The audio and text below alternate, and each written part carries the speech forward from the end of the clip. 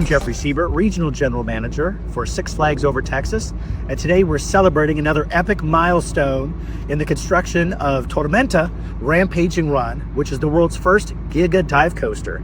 Today we're actually going to reach a height of 309 feet as we place the last piece of track that assembles the top of our lift structure, and then some assembly still required. We have more than 3,000 feet of track yet to go, assembling this really cool record-breaking roller coaster. In fact, we shattered more than 6 world records, and we look forward to welcoming everyone to Six Flags Over Texas this summer as we celebrate our 65th anniversary season.